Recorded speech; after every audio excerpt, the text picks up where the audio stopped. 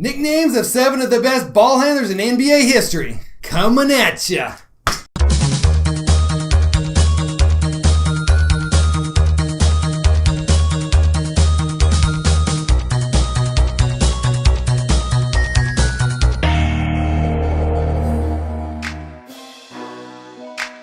Pistol Pete, the moppy-headed, floppy-socks point guard, was a ball-handling god for a kid growing up in the 80s. Our coaches ran practices with drills to learn moves we saw Pete Maravich doing. In addition to Hoosiers in 86, we watched the movie The Pistol in 91. We learned to do around the world, through the legs, no look, and down low. We loved the art of ball handling because of Pistol Pete. Maravich didn't get the pistol nickname from simply shooting 3 balls. He earned that sucker because of the dope shot from his side like he was skinning a smoke wagon. Go ahead, skin it.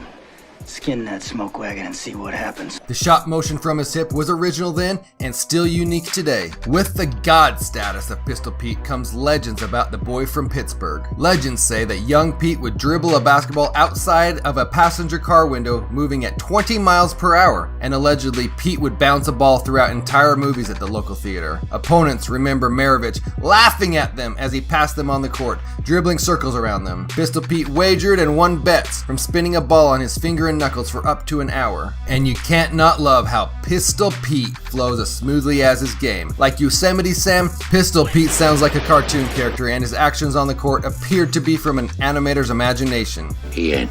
And that, my son, is the legend of Pistol Pete. Close your eyes now and sleep well.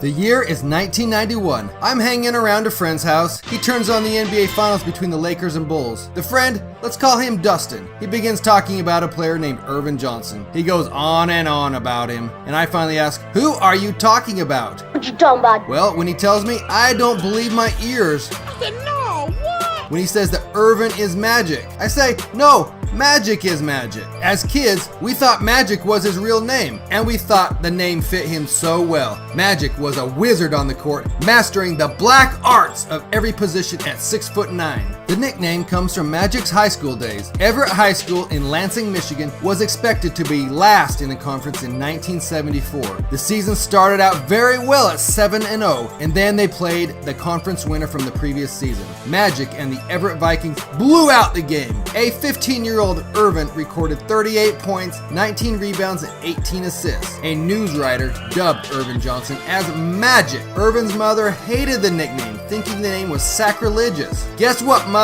The name not only stuck, but became the identity of your boy. Magic's wife just calls him Earvin, and hometown people in Lansing, Michigan call him Junior. Call me Junior. As his father's name was also Earvin Johnson. Earvin's wizardry granted him 5 NBA championships, 3 MVP awards, 17,707 points, and 10,141 assists. Dishing out the witchcraft.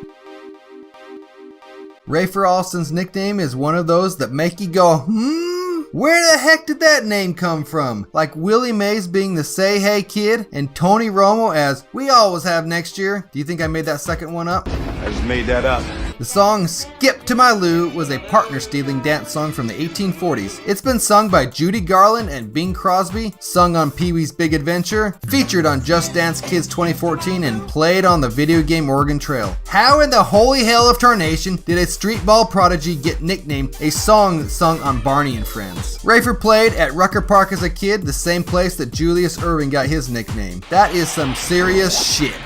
You're gonna see some serious shit. Playing the courts that created NBA and ABA legends at 11 years old. In 1990, when Rafer was 14, he skipped past some defenders, leaving them perplexed with moves they hadn't seen before, like Rafer had the ball in a string, a basketball yo-yo. At 17, Rafer was already a streetball legend. He left New York for college in Ventura, California, and Fresno. The Skip to My Lou legend grew, and when Rafer entered the NBA in 99, he starred in the And One Mixtape Volume 1, a compilation of his dribbling and passing set to hippity hop. Alston didn't have much success in the NBA with his playground ballin' and showman style. He finished his career with 6,800 points and 3,200 assists in 11 seasons. That's it. He finished his career in China and Los Angeles in the D-League in 2012.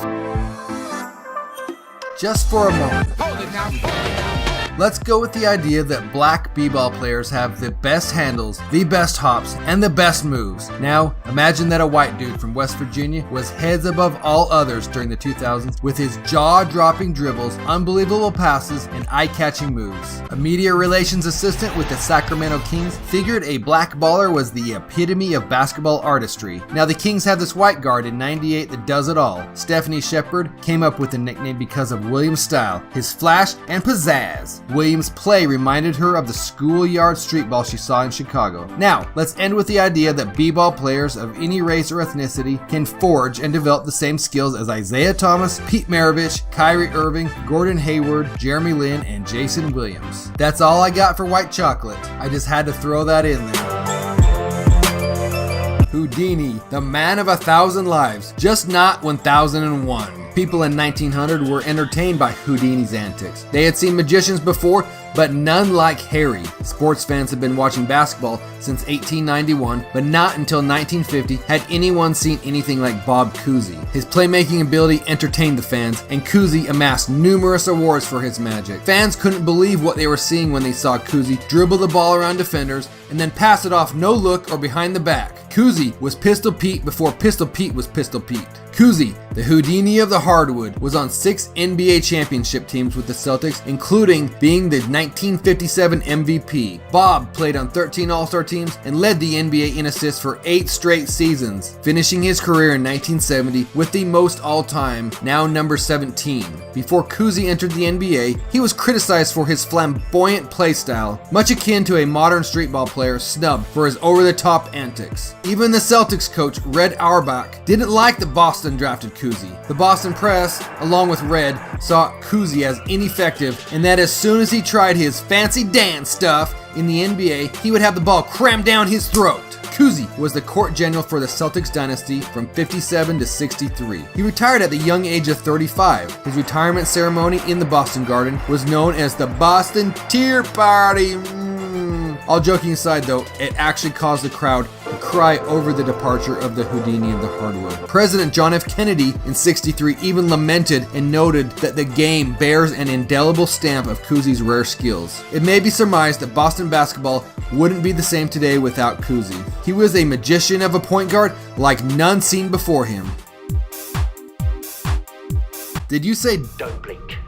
Don't even blink. Oh, wink! No, that still doesn't make any sense. Well, let's delve into the wink origin in just a minute. We're talking here about a player that was known as Stevie Franchise, a player that was supposed to bring relevance and fame back to Houston b-ball. The Rockets had to wait until James the Beard Harden arrived in H-Town for their time to shine again. Francis grew up in a suburb of Washington, D.C., dealt crack cocaine as a kid, and played AAU tournaments instead of high school ball. He still managed to go to the University of Maryland and was a standout there. Francis was chosen second overall in the '99 NBA draft by the Grizzlies. With the second pick in the 1999 NBA draft, the Vancouver Grizzlies select Steve Francis from the University of Maryland.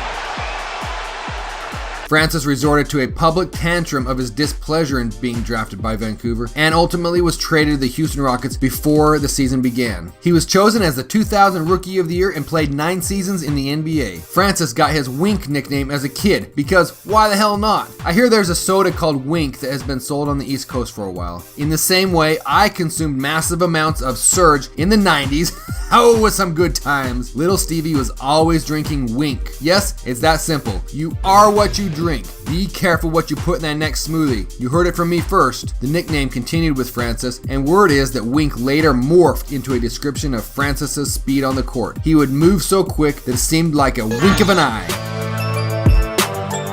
Let me get philosophical here. What is an answer without a question? And what is a question without something being unknown?